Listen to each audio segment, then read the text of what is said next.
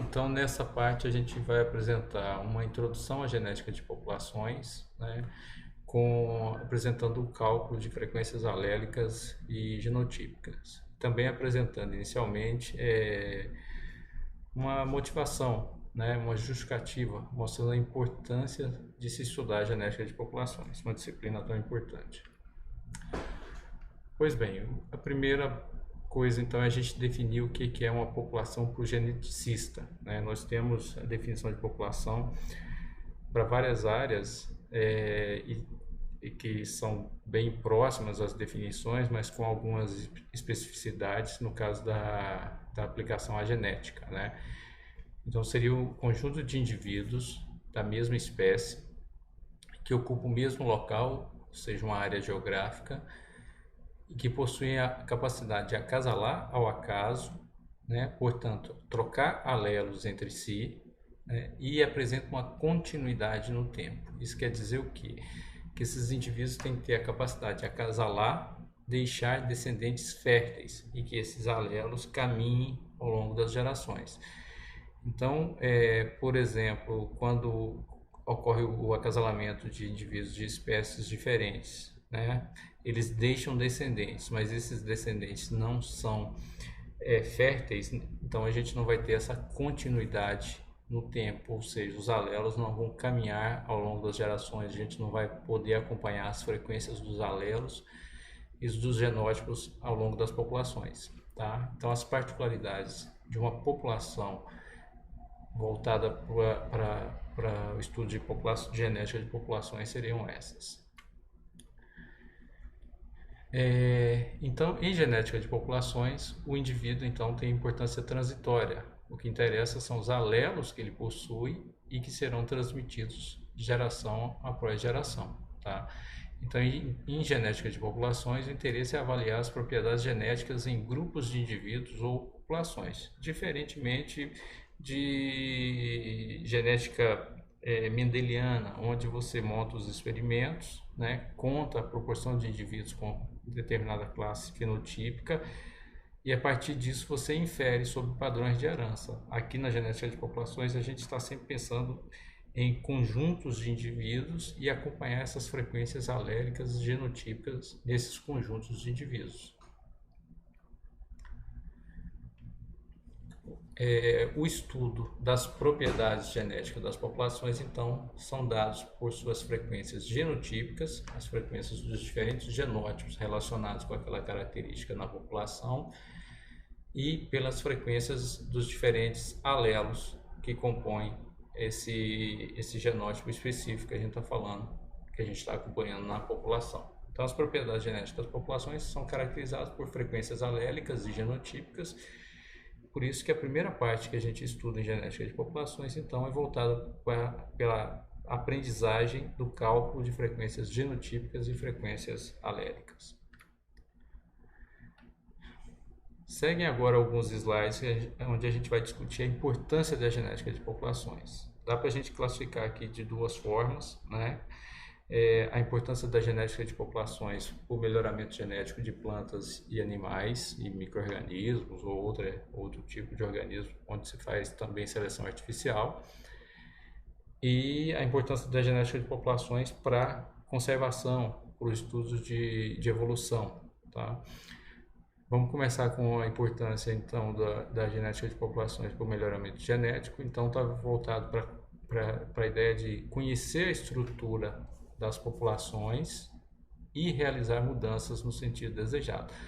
As populações de interesse econômico, onde se explora a seleção artificial, muitas vezes você não conhece, não sabe se tem variabilidade para determinada característica e você precisa avaliar essa população para ver se é possível fazer seleção, orientar acasalamentos com vistas a melhorar alguma característica de interesse econômico. Tem um exemplo aqui com bovinos, né? Esse bovino aqui, essa raça é a raça Indo-Brasil, é um zebuíno. Então, o trabalho, o título é A Raça Indo-Brasil no Nordeste do Brasil, Melhoramento e Estrutura Populacional. Estrutura genética populacional é um estudo bastante comum, tanto em espécies de interesse econômico quanto em espécies sob conservação, e visa avaliar como a variabilidade está distribuída entre as populações. Nesse estudo específico, foi publicado na Revista Brasileira de Zootecnia em 2009, fez-se esse estudo usando os dados de pedigree, mas a estrutura genética populacional ela pode ser avaliada também utilizando informações de marcadores moleculares, utilizando dados fenotípicos.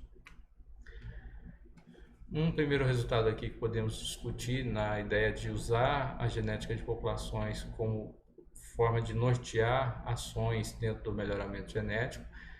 Foi avaliado aqui então pesos aos 205 dias, que é a desmama dos bovinos, a 1 ano de idade e aos 550 dias de idade. Aqui são as variâncias genéticas, variância devido a efeito materno, efeito permanente materno, residual, fenotípica, e vamos analisar essa coluna aqui da herdabilidade, a herdabilidade direta.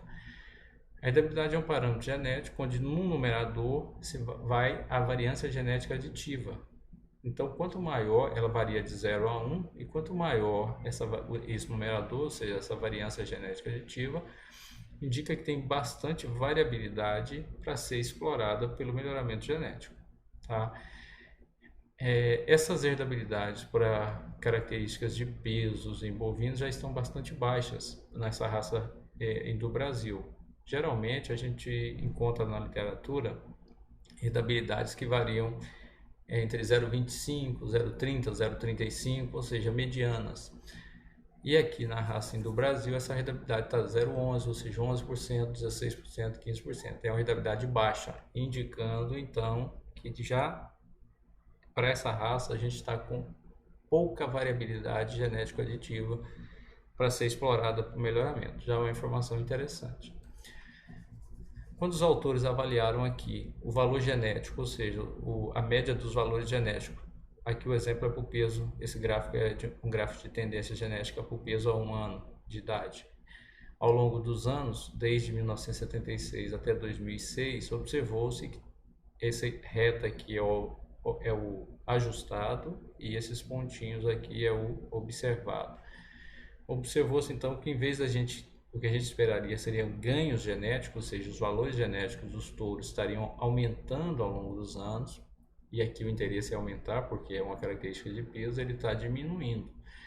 Então, isso também é uma outra informação interessante, mostrando que a baixa variabilidade e talvez métodos não adequados de melhoramento ou uma estrutura da população não adequada está levando a valores genéticos menores dos touros ao longo do ano. Uma coisa que a gente não esperaria. Se é uma espécie de interesse econômico que está sob seleção, a gente esperaria ganhos genéticos ao longo das gerações. Avaliando um outro resultado desse estudo com a raça do Brasil, então observamos aqui o tamanho efetivo da população, que ele vem aumentando, chega no máximo aqui na final da década de 80 e início de 90, e ele começa a decair muito até os anos 2000. Então, essa redução no tamanho efetivo, com certeza ela leva a incrementos de endogamia, que é o resultado que está sendo mostrado aqui abaixo, ó, o coeficiente de endogamia médio aumentou de 0,95% na segunda geração para 7,36% na sexta geração, né? Então, a gente tem aumento de endogamia em virtude dessa estrutura populacional não adequada para a seleção.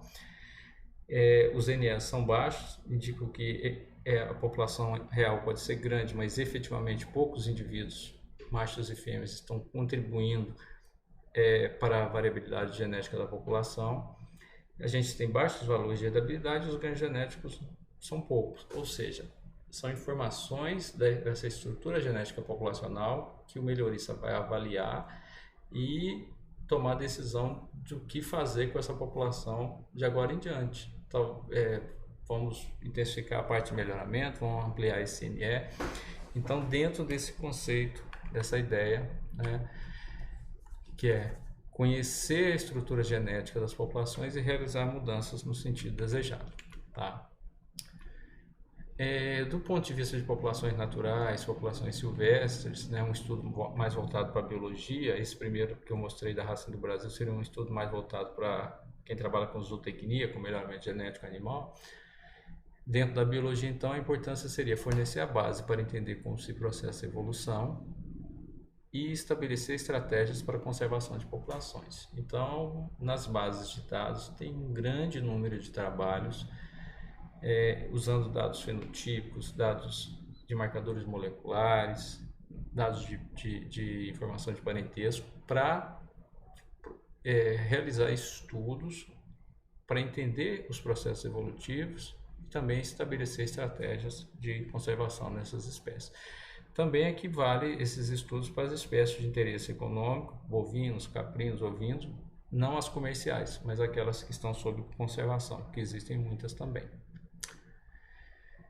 Aqui um exemplo de estudo com abelhas, onde foram coletadas abelhas no estado da Bahia, desde o litoral até a Chapada Diamantina. Foi feito um estudo de estrutura genética populacional, onde se avaliou, fez análise de agrupamento, índices de fixação, avaliou-se com esses índices maior ou menor fluxo gênico, né? E com base nesses resultados, desse maior isolamento ou não das populações, né? Imagine que no litoral, por distância geográfica e por altitudes diferentes em relação à Chapada Diamantina, esses indivíduos tenham menor fluxo gênico entre essas populações. Então, você pode buscar estratégias de manejo específicas que permitam ampliar a variabilidade e diminuir o risco dessas populações. Então, tem muito trabalho nesse sentido também. Vale ressaltar uma outra aplicação interessante, importante, atual da genética de populações, nas modernas técnicas da genômica, né? A genômica, então, hoje em dia com os marcadores SNPs, você genotipa um grande número de indivíduos para um número enorme de marcadores moleculares e para a maior parte das técnicas, das análises, tem-se que calcular as frequências alélicas, genotípicas desses marcadores e aplicar dentro das diversas técnicas atuais que temos. Como exemplo aqui, a gente tem o cálculo do desequilíbrio de ligação. O desequilíbrio de ligação é um conceito, a gente vai discutir mais adiante, básico da genética de populações, muito aplicado dentro da filosofia de associação genômica. Então, esses valores de P aqui, ó, P1, P2, Q1, Q2, né, o produto da frequência dos alelos, nada mais é que a genética de populações sendo utilizada nas modernas técnicas de genômica. Uma outra aplicação aqui da genética de populações dentro da genômica, aqui, ó, a cálculo da variância genômica, da heredabilidade molecular, de valores de acurácia, tudo envolvendo aqui frequências alélicas, né, ó, o famoso P2, 2pq e q ao quadrado, né? Então, também ressalto essa importância de cada vez mais entendermos melhor a genética de populações para que possamos aplicar bem as técnicas atuais de genômica. Voltando então para o conteúdo mais básico, para aprender a fazer os cálculos de frequências alélicas e genotípicas. Então, as propriedades genéticas das populações são dadas por suas frequências genotípicas e alélicas, tá? E óbvio que os exemplos trabalhados são referidos a genes que causam diferenças facilmente identificáveis, qualitativas. Isso não quer dizer que a genética de populações só se aplica a características qualitativas, governadas por poucos genes, como coloração das penas, cor de flor, cor de animais. Ela se aplica à genética quantitativa, só que do ponto de vista didático, para facilitar o entendimento, os exemplos iniciais em uma disciplina onde está se começando a entender de genética de populações são dados todos voltados para esse tipo de características. Então, as propriedades genética das populações são determinadas a partir do conhecimento de suas frequências alélicas e genotípicas. Alguns livros vão trazer frequências gênicas e genotípicas, só que aí eles estão usando frequências gênicas como sinônimo de frequências alélicas. Eu prefiro aqui que a gente use o termo frequência alélica. Então, as frequências alélicas correspondem às proporções dos diferentes alelos de um determinado gene na população, e as frequências genotípicas são as proporções dos diferentes genótipos na população. É um cálculo muito simples. Vamos trabalhar um exemplo numérico aqui, então, considerando uma população de indivíduos diploides de 1000 indivíduos, 300 azão-azão, 500 azão-azinho e 200 azinho-azinho. Então, nós temos aqui os genótipos possíveis, azão-azão, azão-azinho. Aqui tem um errozinho nesse slide, então aqui considere que seria o azinho-azinho. Tenho 300 indivíduos com esse genótipo, 500 com esse e 200 aqui do azinho-azinho. Totalizando, então, 1000 indivíduos, né? Para mim calcular a frequência genotípica do azão-azão, basta a gente pegar o número de indivíduos com esse genótipo, dividir pelo número total de indivíduos. Então, 300 por 1000, 0,3 ou 30%. A frequência do heterozigoto vai ser o número de indivíduos com esse genótipo, 500 dividido por 1000, 0,5 ou 50%. E o número de indivíduos aqui, lembre que aqui é azinho-azinho. Então, a frequência de azinho-azinho vai ser 200 indivíduos azinho-azinho, ou seja, N3 sobre N. Nzão é o número total de indivíduos. Então, 200 sobre 1000, 0,2 ou 20%. Lembrando que a gente somando os valores das frequências 0,30, 0,50 e 0,20 vai dar 1, vai dar 100%. É a soma de todos os possíveis eventos, né, a mostrar. Isso é uma regra da probabilidade.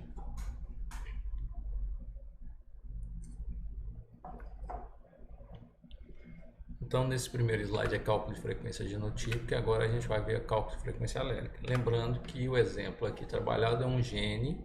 Então, por exemplo, o gene A com os alelos azão e azinho. Os genótipos possíveis seriam azão-azão, azão-azinho e azinho-azinho. Aqui é azinho-azinho. Então, eu calculei as frequências dos genótipos, azão-azão, azão-azinho e azinho-azinho, e agora eu vou calcular as frequências dos alelos. Quais são os alelos possíveis? Nesse caso, quantos alelos tem? O azão e o azinho. A frequência do azão é comumente conhecida como P minúsculo na genética de populações e do azinho como Q minúsculo. Então, nós temos aqui os genótipos, aqui já está correto o azinho-azinho, o número de indivíduos com cada genótipo. Como é um organismo diploide, cada indivíduo que tem o genótipo azão-azão, ele tem 2 vezes o azão-azão, de alelos azão. Então, por isso que aparece aqui, ó, 600. Aqui está falando número de genes, considera o número de alelos. Então, 300 indivíduos azão-azão, ele tem 600 alelos azão e nenhum azinho. 500 indivíduos azão-azinho, ele tem 500 alelos azão e tem também 500 alelos azinho. E 200 indivíduos azinho-azinho, ele tem, cada indivíduo azinho tem 2 alelos azinhos, né? Então ele tem 400 alelos azinho e nenhum azão. A soma de alelos azão, então, dá 1100. A soma de alelos azinhos dá 900. E o número total de alelos é 2 vezes o número de indivíduos, já que a gente está falando de indivíduos diploides. E cada indivíduo, então, tem 2 alelos. Com base nessas informações, fica muito fácil calcular a frequência dos alelos. A frequência do alelo azão, que é P, vai ser o número total de alelos azão, que é essa coluna aqui, ó, que é 1100, é 600 desse, mais 500 desse, dividido pelo número total de alelos, 200, que deu 0,55 ou 55%. Aqui não está feito o cálculo, vocês podem fazer, mas seria o número total de alelos azinho, ou seja, 900, dividido pelo número total de alelos, 2000, que vai dar 0,45, que é o complemento desse aqui para 1, porque a frequência de P mais a frequência de Q tem que fechar em 1, em 100%, aquela normazinha da probabilidade. Todos os eventos todos os possíveis eventos, então a soma da probabilidade de todos os possíveis eventos fecha em 1. Resumindo aqui, então, de forma geral, a gente tem um gene com 2 alelos, os possíveis genótipos são esses, o número de indivíduos com cada genótipo, N1 de azão azão, N2 de azão azinho, N3 de azinho azinho, compõe o N, que é o número total de indivíduos, e a proporção, a frequência genotípica, né, D, do dominante, ou seja, a frequência de azão azão, ele vai ser o que? N1 sobre N, isso aqui já foi feito aqui atrás, ó. N1 sobre N, desse aqui vai ser N2 sobre N, desse aqui vai ser N3 sobre N, tá? Então, de forma geral, a gente pode calcular dessa forma o número de indivíduos com determinado genótipo dividido pelo número de indivíduos totais. Isso, então, compõe a frequência genotípica D de azão azão, H de azão azinho e R de azinho azinho. Já calculadas as frequências genotípicas, a gente pode tirar dessas as frequências alélicas, né? Então, a frequência do alelo azão, que é P, ele vai ser 2 vezes N1, porque cada indivíduo N1 tem 2 alelos azão. Nós estamos calculando aqui a frequência do alelo azão. Mais N2 indivíduos azão azinho, porque aqui a metade dos alelos é azão e a outra parte é azinho. Então, eu vou pegar 2N1 mais N2. Aqui eu não tenho alelo azão, só tenho alelo azinho, então não vai nenhum. Dividido pelo número total de alelos. Isso aqui só foi fatorado, né? Então, ficou 2N1 sobre 2N mais N2 sobre 2N. Então, essa parte é igual a essa. Pode cortar esse 2 com esse 2, fica N1 sobre N. Lembrando que N1 sobre N é D. Então, por isso que aparece D aqui. Dessa parte aqui, ó, aqui seria 1 sobre 2, meio, que aparece aqui, que multiplica N2 sobre N. N2 sobre N é H. Então, fica D mais meio de H.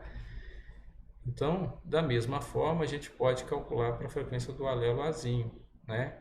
Que vai ficar R mais meio de H.